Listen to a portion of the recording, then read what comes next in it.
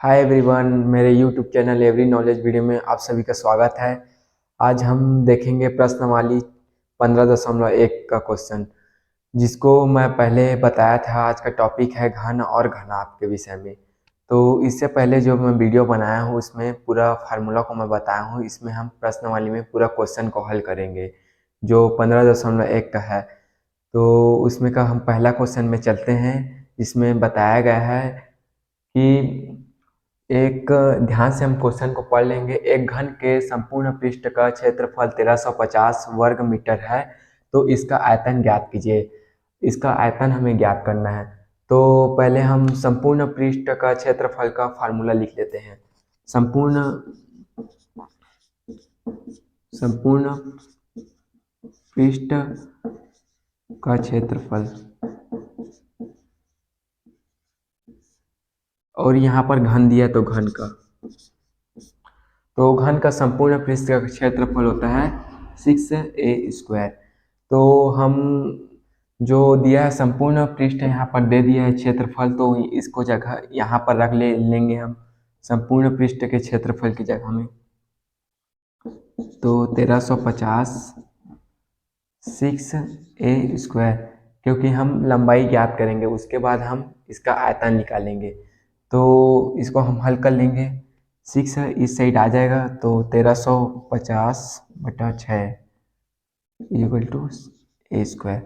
तो 6 एकम 6 दूनी 12, 6 दूनी 12, उसके बाद 3, तो 6 पंचे 30।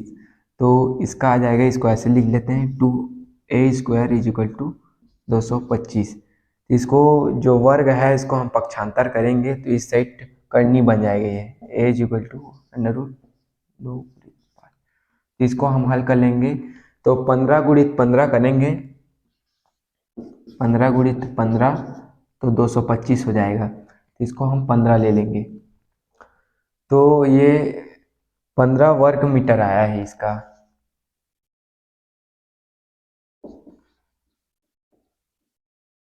15 वर्ग मीटर एक की भुजा का हम जो लंबाई है उसको ज्ञात कर लिए हैं। उसके बाद हम आयतन ज्ञात करने के लिए हमें आयतन का फार्मूला है इसमें a³। घन का आयतन यहाँ पर मैं साइड में बता देता हूँ। घन का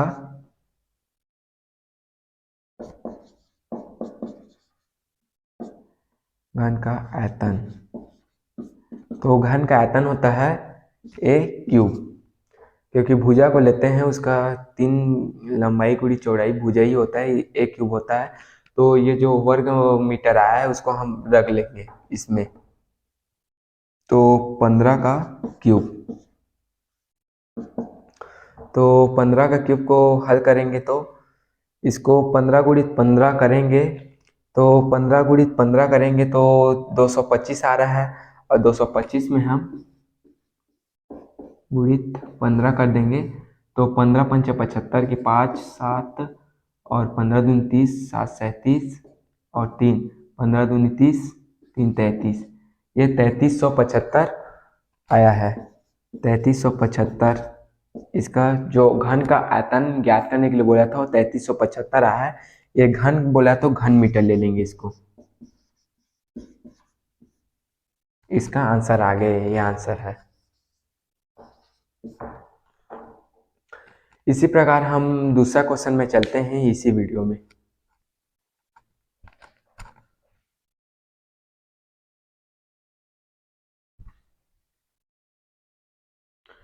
चलिए दोस्तों, हम दूसरा क्वेश्चन को देखते हैं। इसको हम ध्यान से पढ़ लेते हैं, उसके बाद इसको सॉल्व करेंगे।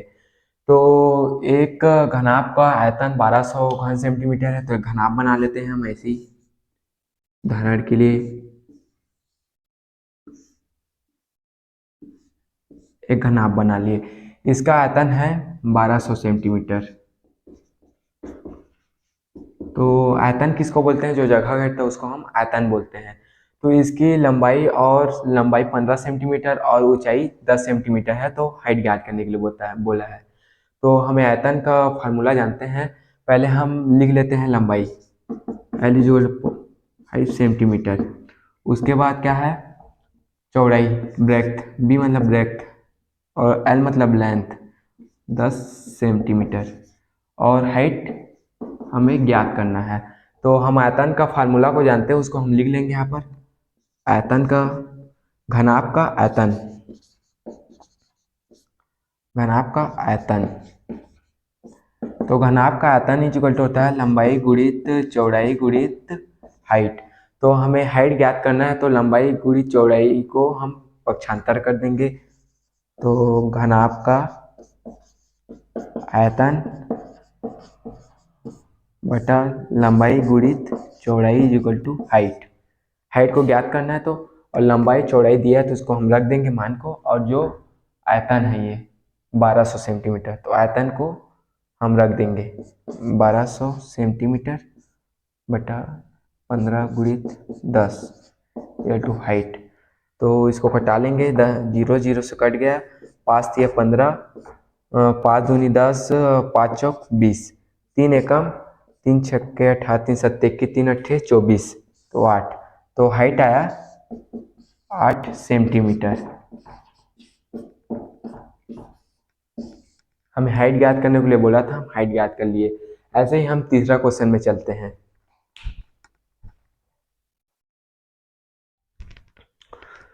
चलिए दोस्तों, हम तीसरा क्वेश्चन में चलते हैं, इसको हम ध्यान से पढ़ लेते हैं, उसके बाद इसको हम हल करेंगे। तो तीसरा क्वेश्चन में क्या बोला है उसका हम ध्यान से पढ़ लेते हैं। एक घनाकार डिब्बे का संपूर्ण पृष्ठ का क्षेत्रफल कितना होगा? यदि तो प्रत्येक भुजा को 2 गुना किया जाए, प्रत्येक भुजा को 3 गुना किया जाए। तो घनाकार डिब्बे बोला है, तो घनाकार मतलब घन, तो घन का संपूर्ण पृष्ठ का क्षेत्रफल, पहला वाला को हल करेंगे कंडीशन को। घन का संपूर्ण पृष्ठ का क्षेत्रफल,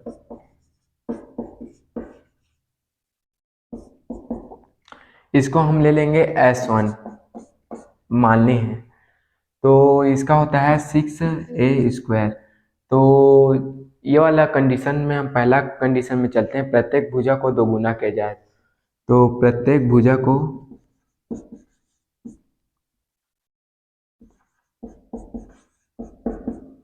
2 गुना किया जाए, तो 2a लेंगे। तो इसको हम, जो एक भुजा है उसको हम मान को रख देंगे ये वाला भुजा में। तो इसका हो जाएगा 6a, इसका a is equal to 2a। तो इसको हम हल कर लेंगे, तो 4a² और 6 का 6 है मल्टीप्लाई। तो इसको हम इस साइड लिख देते हैं, तो 4 6a², ऐसे लिख सकते हैं हम। तो 6a² का मान को हम मानते हैं S1, तो 4S1 मतलब 4 4 गुना है। ऐसे ही हम दूसरा कंडीशन को सॉल्व कर लेते हैं इस साइड में। तो दूसरा कंडीशन में बोला है संपूर्ण पृष्ठ का क्षेत्रफल लिख लेंगे हम S1 घन का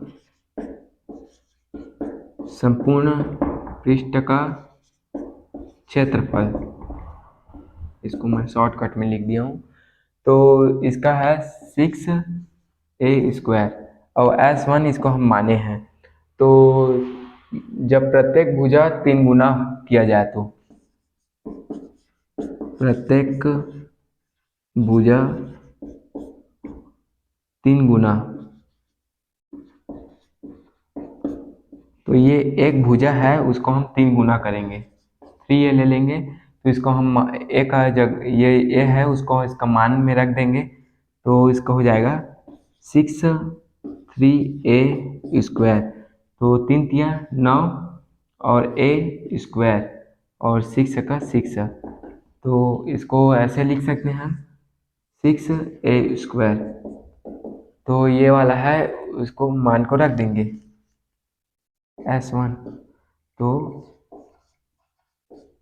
9 गुना है दूसरा क्वेश्चन का, इसी में जो दिया है ऑप्शनल। तो इसमें का अब चौथा क्वेश्चन में हम चलेंगे इसी वीडियो में।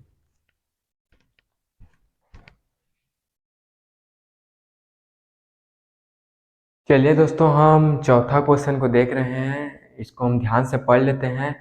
ये लंबा दिख रहा है और बड़ा दिख रहा है ये क्वेश्चन। ये बहुत ही आसान क्वेश्चन है। इसको हम हल करने से पहले हम ध्यान से पढ़ लेंगे और इसको ध्यान से समझिएगा। डेली लाइफ में हम जैसे उपयोग करते हैं उसी प्रकार ये क्वेश्चन को दिया गया है इसमें। तो एक खुले मैदान है, एक खुला मैदान है जिसमें इसमें 10 मीटर लंबी दीवार है बोला है। मतलब 10 मीटर लंबी दीवार लेते हैं हम, 10 मीटर लंबी दीवार लेते हैं।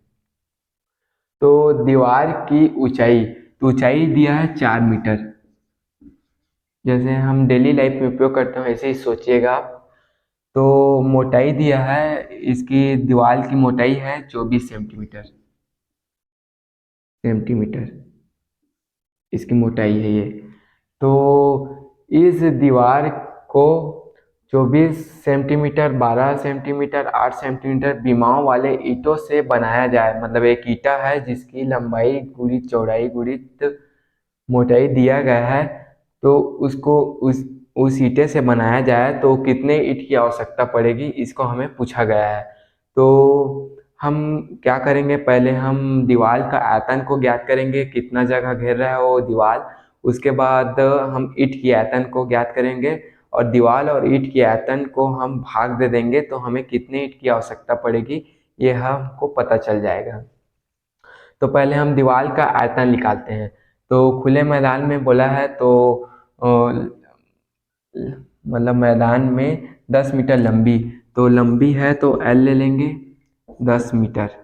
तो मीटर है तो इसको कन्वर्ट कर देंगे, 100 से गुणा मल्टीप्लाई कर लेंगे तो ये 1000 सेंटीमीटर में कन्वर्ट हो जाएगा। मीटर को हम सेंटीमीटर में कन्वर्ट कर लेंगे। उसके बाद दीवार का निर्माण किया जाना है बोल रहा है। तो दीवार की ऊंचाई दिया है 4 मीटर, तो ये ऊंचाई हाइट 4 मीटर दिया है तो इसको हम 100 से मल्टीप्लाई कर देंगे तो ये 400 सेंटीमीटर हो जाएगा।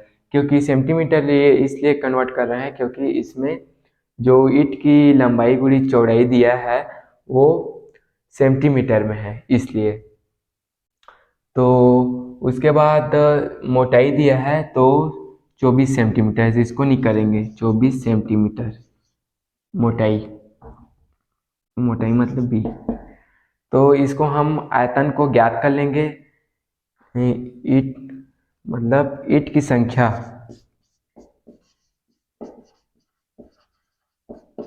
तो इसके लिए दीवार का आयतन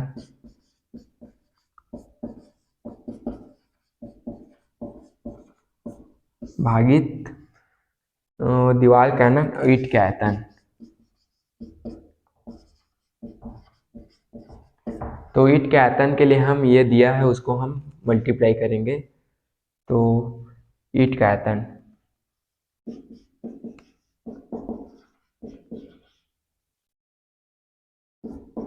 तो दिया है तो इसको हम ले लेंगे 24 सेंटीमीटर गुणित 12 सेंटीमीटर गुणित 8 सेंटीमीटर। ये वाला जो मान है इसको हम रख देंगे यहाँ पर और ये जो मान है इसको रख देंगे। तो लंबाई गुणित चौड़ाई गुणित हाइट इसको ले लिए हम। और ये वाला जो मान है ईंट का आयतन, लंबाई गुणित चौड़ाई गुणित हाइट, ये दो है उसको हम कटा लेंगे। जो जो कटेगा उसको, उसके बाद जो आंसर आएगा वो ईंट की संख्या हो जाएगी। तो 24 से 24 कट जाएगा। उसके बाद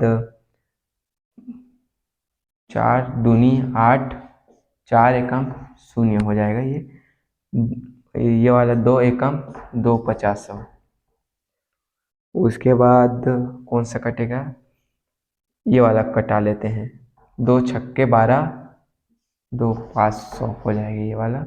उसके बाद 3, ये हो जाएगा 2 दूनी 2 पंचे 0, 250।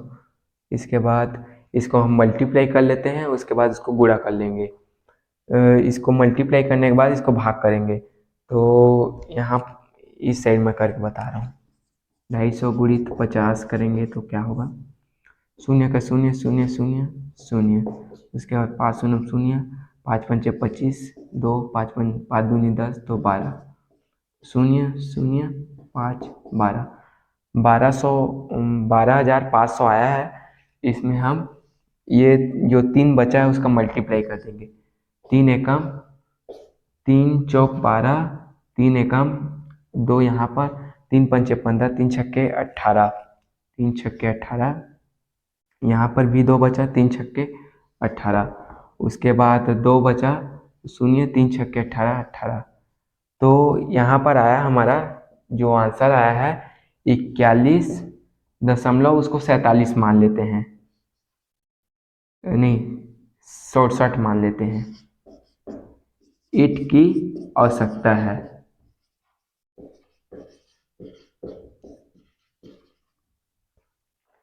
इसको हम ऐसे ही निकाल लिए। ऐसे ही हम अब 5वां क्वेश्चन को हल करेंगे।